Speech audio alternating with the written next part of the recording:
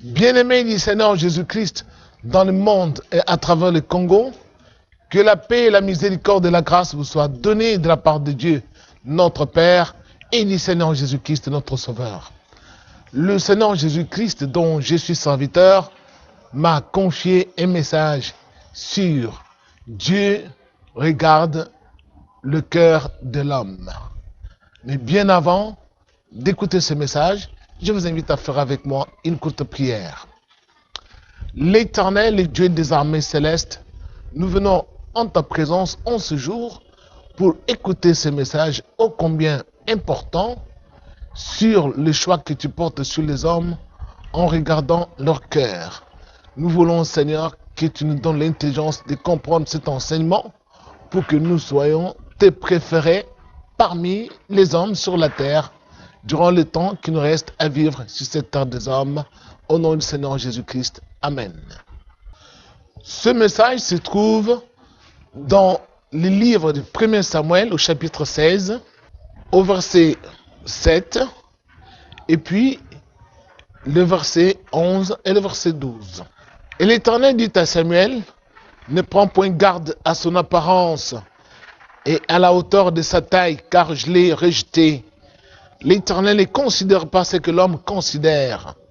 L'homme regarde ce qui frappe les yeux, mais l'Éternel regarde au cœur. Ensuite, les versets 11 et 12. Puis Samuel dit à Isaïe, sont là tous tes fils? Et il répondit, il reste encore le plus jeune, mais il fait paître le brebis. Alors Samuel dit à Isaïe, envoie le chercher, car nous ne nous placerons pas avant qu'il ne soit venu ici. Isaïe l'envoya chercher. Or, il était blond, avec de beaux yeux et une belle figure. L'Éternel dit à Samuel, lève-toi, oigne-le, car c'est lui. Bien-aimé du Seigneur, comme nous venons de lire sur le choix de Dieu qu'il avait porté sur David. Et oui, le Seigneur regarde au cœur. Quand le Seigneur regarde au cœur de l'homme, qu'est-ce qu'il voit dans notre cœur? Ou qu'avait-il vu dans le cœur de David pour que David soit préféré par rapport à ses frères, au nombre de 7. Revenons à cette histoire qui est une histoire vraie.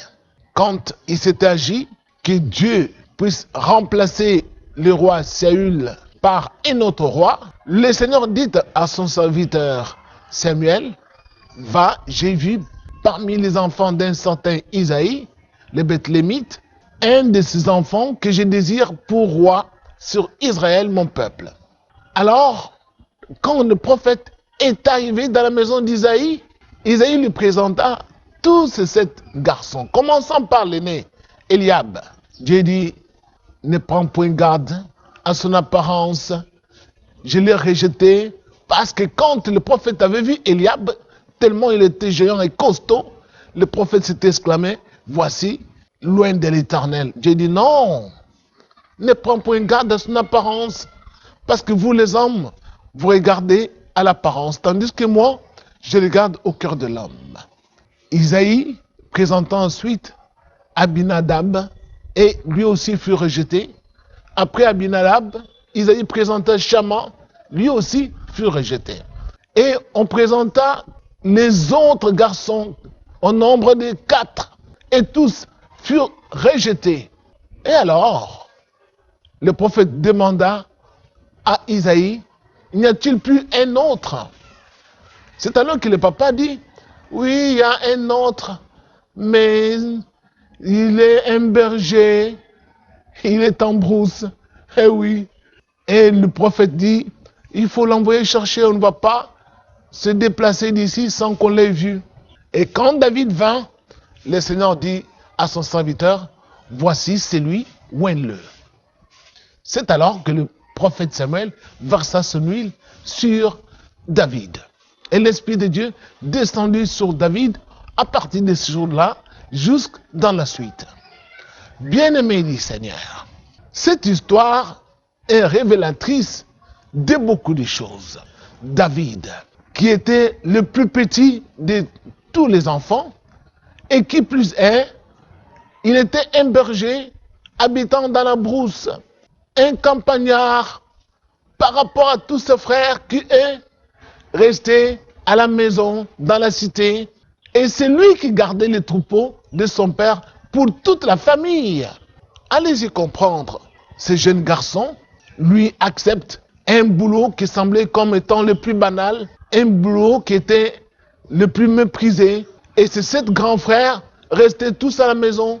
Il n'y avait que les petits pour obéir à leur père et pour faire ce que leur père exigeait, à savoir garder le troupeau familial. Et David le faisait si bien, au point où il mettait même sa vie en péril. Comment? Parce que il est allé jusqu'à affronter les lions et l'ours, au péril de sa vie, pour protéger les brebis. Et c'est à partir de cela que sa renommée a commencé à se répandre dans tout Israël comme étant un brave garçon. Et non seulement cela, tout ce qu'il savait faire, c'était jouer à la harpe pour louer Dieu pendant le temps où il gardait les brebis de son père. Et c'est à partir de tout ce qu'il faisait, et surtout de sa façon de jouer la harpe, qu'il fut remarqué pour être appelé auprès du roi Saül, pour qu'il puisse jouer pour lui, afin que le roi Saül, qui était agité par les esprits impurs, puisse trouver un apaisement. C'est alors que David vint auprès du roi Saül. Bien-aimé du Seigneur, ce jeune garçon, c'est lui qui plus tard va tuer Goliath pour tout Israël. Comment? Il n'était même pas un soldat. Parce que quand la guerre a éclaté entre Israël et le Philistin, le roi Saül qui était allé en guerre, avait incorporé dans son armée les grands frères de David. Eliab, Abinadab, Shama sont allés à la guerre pour combattre avec Saül, parce qu'être un soldat, c'était un métier noble.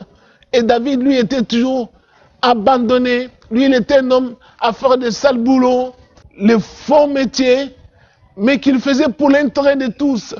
Comprenez ce garçon, il avait en lui l'esprit de sacrifice pour nourrir l'ensemble de la famille. C'est David qui faisait le faux boulot. Et même quand il est arrivé au front, envoyé par son père pour apporter des prévisions à son frère aîné Eliab, les prit en partie, lui disant: qu'est-ce que tu es venu faire ici? Je connais ton orgueil et ta malice, tu sais, pour voir la guerre. Oh là là! Tandis que David leur avait apporté des provisions. Et David, son frère, finit par lui dire: il faut que tu retournes. À qui as-tu laissé ce peu de brebis? Donc David, lui, était condamné à être berger de la famille. Il ne pouvait ni être soldat, il ne pouvait ni habiter dans la cité, alors qu'il y avait d'autres frères qui étaient restés à la maison. Allez-y comprendre que ce jeune garçon, Dieu ne l'a pas choisi pour rien. C'était un homme à se sacrifier pour les autres. Il s'est sacrifié pour sa famille, il obéissait à son père. Et c'est ainsi que même pour affronter Goliath, David a dû aussi se sacrifier pour le reste d'Israël, pour tout le peuple. C'était un risque énorme d'affronter un Goliath qui stupéfiait tout le monde. Bien-aimé du Seigneur, c'est ainsi que David arriva à triompher de Goliath grâce à l'aide du Seigneur. Et vous devez savoir que nous tous, de la même façon, nous devons imiter l'exemple de cet homme. Qu'est-ce que Dieu avait mis dans son cœur? Dieu avait vu l'esprit de sacrifice. Être au service des autres. Ne pas chercher son intérêt, mais être celui qui sert. Christ est arrivé à donner cet exemple à ses disciples. Quand ils se sont disputés, voulant savoir qui était le plus grand parmi eux, Jésus leur dit: celui qui voudra être le plus grand parmi vous, qu'il soit le plus petit parmi vous, comme David était le plus petit de sa famille, et qu'il soit celui qui sert. Et David était celui qui servait toute sa famille. Et c'est alors que Dieu l'a perçu. Dieu dit: j'ai vu parmi les fils d'Ésaïe celui que je désire pour roi. Qu'est-ce que Dieu avait vu en David? L'esprit de sacrifice pour les autres, pour faire du bien aux autres. Il ne cherchait pas son intérêt. Nous voudrons aussi que Dieu nous élève. Nous voudrons que Dieu nous choisisse et porte son choix sur nous pour que nous puissions assumer des grandes responsabilités sur la terre parmi les hommes. Bien-aimés du Seigneur, il faut avoir l'esprit de sacrifice pour les autres. Cet amour de se sacrifier pour les autres. Chercher à faire du bien pour les autres. Parce que notre élévation ne viendra pas des hommes, mais c'est Dieu qui va nous repérer et c'est Dieu qui va nous choisir. Parce que l'élévation, la Bible nous enseigne que l'élévation ne vient ni de l'Orient ni de l'Occident. L'élévation vient de l'Éternel. C'est quand l'Éternel verra que nous avons l'esprit de sacrifice qu'il va nous envoyer chercher, comme il avait envoyé chercher David. Souvenez-vous, l'apôtre Paul disant, saluez-moi Prisca et Aquila, qui ont exposé leur tête pour sauver ma vie. Eh oui, parce qu'il y avait des gens qui ont mis leur vie en danger pour sauver Paul. Tout ce que nous faisons sur cette terre, ne cherchons pas notre intérêt, mais cherchons à nous sacrifier pour les intérêts des autres, cela sera tôt ou tard récompensé par le Seigneur. Nous voudrons être des David dans notre vie. Nous voudrons que Dieu porte son choix sur nous. Nous voudrons que Dieu nous élève. Eh oui, Dieu va nous élever quand il verra au fond de notre cœur que nous cherchons à nous sacrifier, à avoir un esprit de sacrifice pour faire du bien aux autres. Ne cherchons pas notre intérêt d'abord, mais cherchons l'intérêt des autres, l'intérêt de notre communauté. C'est alors que Dieu va porter son choix sur nous et que nous serons capables de vaincre Goliath pour notre famille, pour notre communauté. Parce que, imaginez-vous que tout le monde fuyait devant Goliath. Que peut-il faire devant Dieu ou devant celui qui a l'Esprit de Dieu? Rien du tout. Mais à condition d'avoir l'esprit de sacrifice. Cet amour de faire du bien pour les autres. C'est ça ce qui va nous propulser, qui permettra que Dieu soit avec nous et que nous puissions remporter des grandes victoires sur ce qui nous fait peur ou ce qui pétrifie tout le monde. Bien-aimés du Seigneur, le Seigneur n'a pas changé. Mais c'est nous qui pensons que Dieu a changé. Dieu n'a pas changé. Dieu est le même hier, aujourd'hui et éternellement. Dieu regarde notre cœur. Mais quand il regarde notre cœur, il s'aperçoit que nous n'avons pas l'esprit de sacrifice. Nous sommes comme les 7 fils d'Isaïe qui se croyaient nobles, ne voulant pas servir les autres, mais cherchant à être servis par les autres, cherchant toujours leurs propres intérêts, se croyant des nobles. C'est alors que tous ont été rejetés par le Seigneur et que c'est David seul qui fut choisi parce que David, en lui, il y avait l'esprit de sacrifice. C'est pourquoi Jésus a dit, celui qui voudra être le plus grand parmi vous, soit celui qui vous sert, soit votre serviteur. Vous voudrez que Dieu vous élève, soyez le serviteur des autres.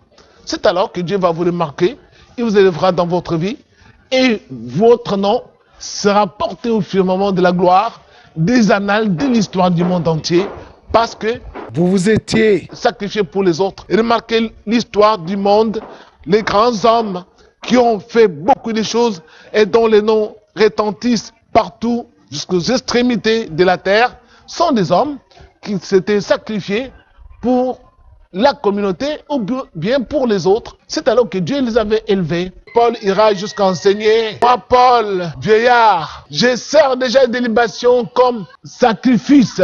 Donc, Paul a sacrifié sa vie pour faire connaître Jésus-Christ auprès des autres. Et c'est pourquoi il a été considéré comme le plus grand apôtre de tous les temps. Bien-aimé du Seigneur, qu'est-ce que Dieu voit dans votre cœur quand il le regarde? Il voit la désinvolture. Il voit la mesquinerie, il voit l'égoïsme et surtout l'égocentrisme exacerbé. Il voit l'orgueil, le mépris des autres, la haine raciale ou tribale. Bien-aimés, beaucoup ont gâché leur vie en refusant de se confier au Seigneur pour qu'il découvre l'intérieur des cœurs des autres. C'est alors ils ont fait des alliances avec des gens qui n'en étaient pas dignes et leur vie se trouvait être une calamité. Merci beaucoup, que Dieu vous bénisse et à la fois prochaine. Dieu regarde votre cœur. Que voit-il? À vous de répondre.